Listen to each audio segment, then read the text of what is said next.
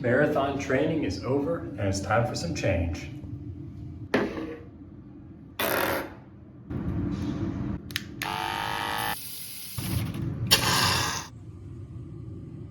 I look so silly.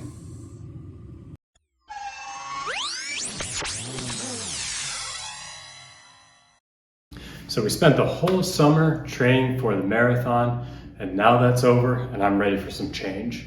I'm ready to start putting on a little more muscle. For those of you who don't know me, my name is Keenan Erickson, and I'm a coach based in Chicago, Illinois. In this video today, I want to take some time to talk to you about how I set a goal and then make a plan to achieve that goal over time.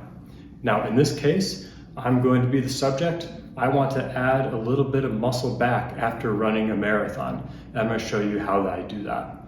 Number one, I want to do this because I want to put back on some muscle, but more importantly, I want this to live as a kind of a guide for you to take so that you can achieve any goals that you might have.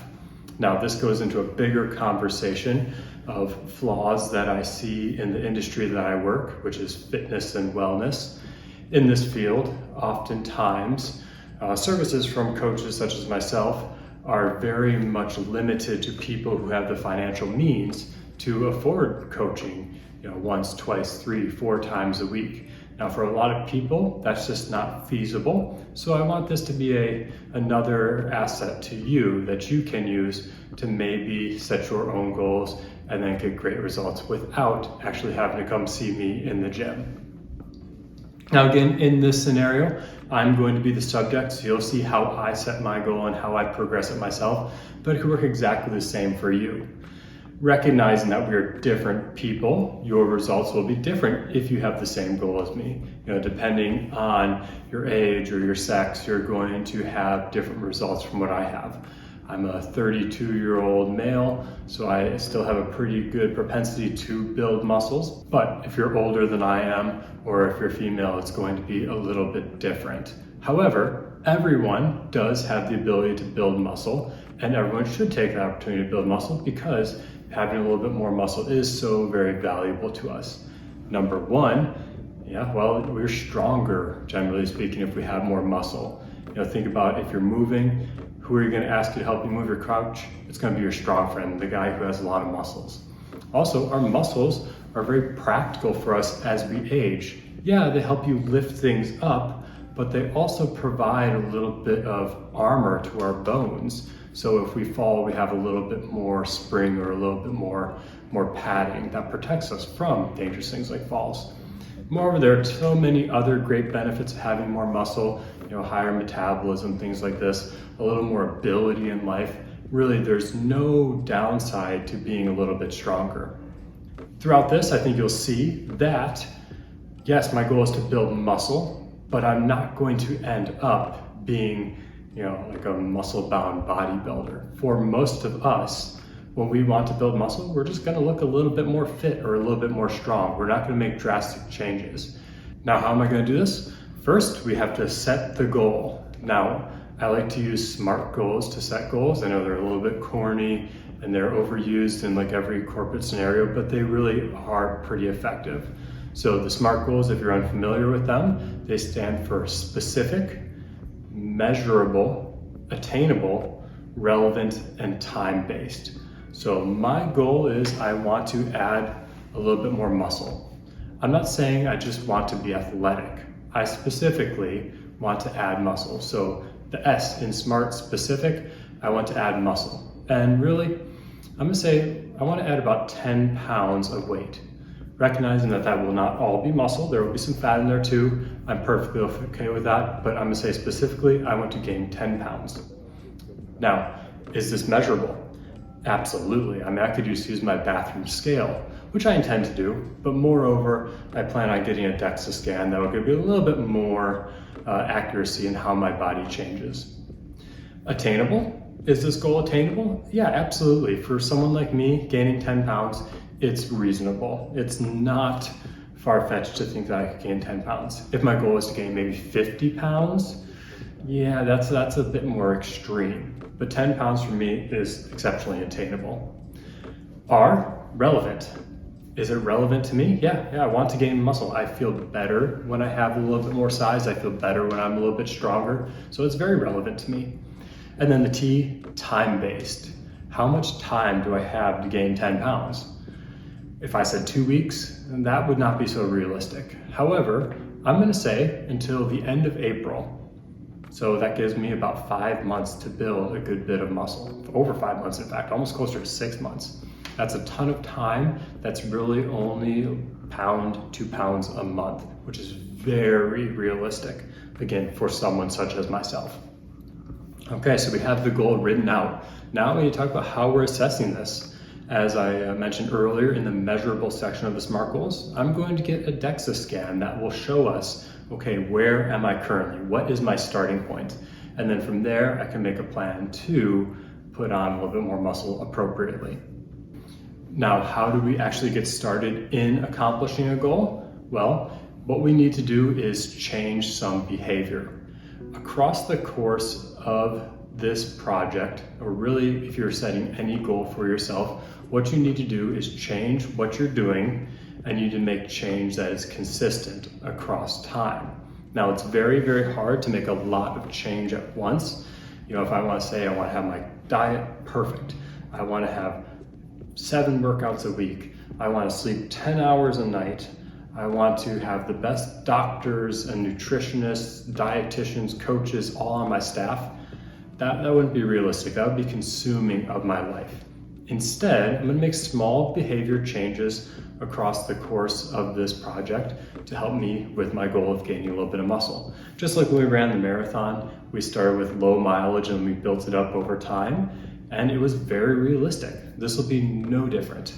Now, for me in this, there's going to be 3 components. The first component is the workouts. This one's going to be very easy. I like to work out. I've been working out for over 20 years now. The second thing is going to be nutrition. Nutrition is probably the biggest component when it comes to body composition changes. You can work out all you want, but if your nutrition isn't correct, you're going to see very, very little change in your body composition.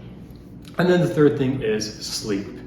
Now, I know I need to improve my sleep in general, and especially if I'm going to be taking on a bigger goal like this that's going to put my body through more stress. I really do need that proper sleep to help my body recover and grow.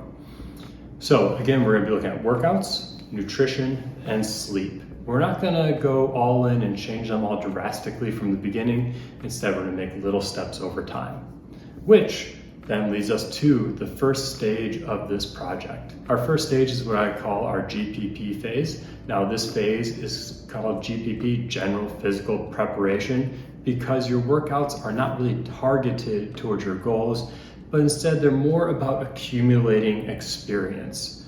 For me, because my workouts have been so running heavy lately, just doing some workouts, moving my body in all kinds of different directions, doing some weight training, still keeping up with a little bit of running, but overall just getting my body more used to the weight training, the strength training that I used to do is the goal of this phase. Again, no specific workouts. Maybe I'll just go to the gym and do my own workouts. Maybe I'll jump into some classes. Really, the goal is variety in this phase. Now, this phase, it's going to last from now until November 18th. I'm choosing this because it happens to coincide with some traveling that I'm doing. And when I'm traveling, I don't think I'm gonna have great access to the gym. I also don't know if I'm gonna have good access to great nutrition. So I'm just taking my workouts and starting there, getting moving, practicing, getting back to it.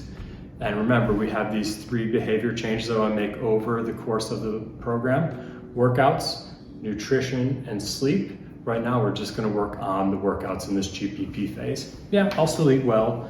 I'm still going to try to sleep my best, but the workouts are all I'm going to focus on right now. As we progress throughout the phases, we're going to add in some constraints with our workouts as well as with the nutrition, but we're going to have more on that to come later. The whole plan, we can take a look at this in my notebook, and that's where I'm going to log everything throughout this program.